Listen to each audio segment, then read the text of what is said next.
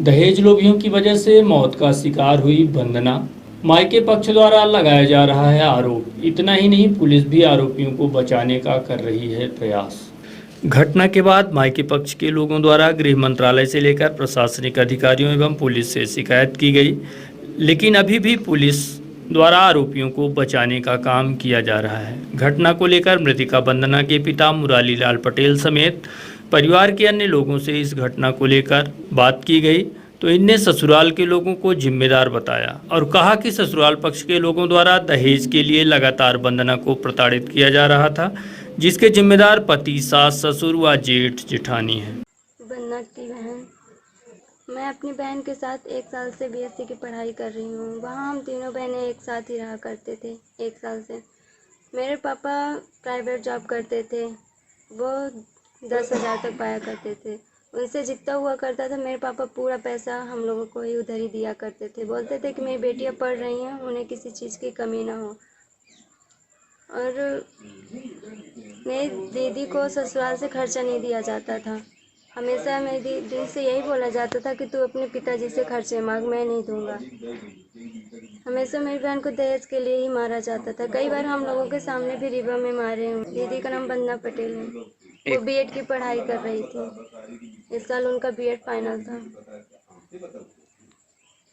जब दीदी 22 तारीख को फ़ोन लगाई तो उन्होंने हम घर वालों को सिर्फ इतना ही बताया कि हम लोगों को खाना नहीं दिया, हमें खाना नहीं दिया गया है। सब लोग खा चुके हैं और बोले कि तेरे लिए खाना नहीं बनाए, हम अपने लड़कों के लिए बनाए थे, वो खा चुके। तो बोले हैं कि भाई बना के खा लो, तो बोले कि अलग बनाने के लिए बोले तो बोले कि आज ज़िंदा नहीं रहोगे, अगर अलग खाना बनाए तो ज़िंदा नहीं रहोगी। फिर 26 तारीख को हम लोगों को पता चला कि उनकी बॉडी जुर्मनिया गांव में लटकाई गई है। तो हम लोग यहाँ से सब पहुँचे। वहाँ हम लोगों ने देखा तो देखने पर स्पष्ट पता चल रहा था कि उनकी बॉडी को लटकाया गया, आने लायक भी नहीं है। उनकी एक बच्ची भी है और उस बच्ची को दिखाया तक नहीं, इन्होंने दिखाया तक नहीं। हम लोगों ने कई बार बोला कि दिखा तो दो, दूर से भी दिखा दो, लेकिन उस बच्ची को नहीं दिखाया। बोले कि उसको हम रीवा लेकर जाएंगे पढ़ाने के लिए धनगन गांव में। मैं इसमें बस इतने चाहती हूँ कि मेरी दीदी को आज 1 महीने से ऊपर हो गए और अभी तक उन लोगों को कुछ भी नहीं हुआ। मैं बस इतना चाहती हूँ कि सब लोग मेरी मदद करें, मेरे परिवार की मदद करें और उन लोगों को जितनी जल्दी हो सके अरेस्ट करें और उन्हें फांसी की सजा हो। मैं साधना पटेल है। वहाँ जो भी छानबीन किए तो किए, उसके बाद पोस्टमार्टम के लिए लाश भेज दी गई। पोस्टमार्टम के बाद में पुलिस वालों का ये कहना था कि भाई 13 दिन तक कुछ भी नहीं होगा, 13 दिन बाद कार्रवाई होगी।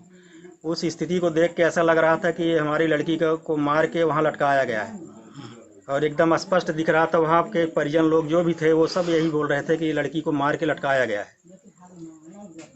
अब उसके बाद हम लोग 13 दिन तक इंतज़ार करते रहे। एसडीओपी साहब उसके बाद फ़ोन किए, बोले कि आप आ जाओ, बयान लेना है। लड़की की माँ की हालत ख़राब थी तो मैं बोला वो तो आने लायक है ही नहीं है, उसकी हालत ख़राब है। तो बोले आप आ जाओ, आपका बयान पहले ले लूँगा, उसके बाद फिर उनका बयान लूँगा। मैं गया, हमारा बयान लिए, उसमें साइन करवाए बयान में। फिर 2-3 दिन बाद वापस इनको लेके मैं गया उनके यहाँ। इन लोगों का भी बयान हुआ तो दोबारा जो है तो कोरे कागज़ में हमसे साइन करा लिए। बोले कि ये दूसरा कागज़ है, इसमें जो है मर्डर वगैरह का सब केस दर्ज है, तो इसमें भी आप साइन कर दो। मैं कभी ये केस उसके बारे में जानकारी नहीं थी हमको, तो हमको नहीं मालूम था कि ये क्या करवा रहे हैं क्या नहीं करवा रहे हैं। एसडीओपी साहब खुद बोले कि इसमें मर्डर है, मर्डर हुआ है, मर्डर केस लगेगा और वो कोई नहीं बचेंगे। मैं उनके झांसे में आकर के पढ़ने के लिए बोला कागज़, तो बोले नहीं, पढ़ने की कोई ज़रूरत नहीं है, वही कागज़ है। और वो कोरे कागज़ में साइन करा के बयान बदल दिए।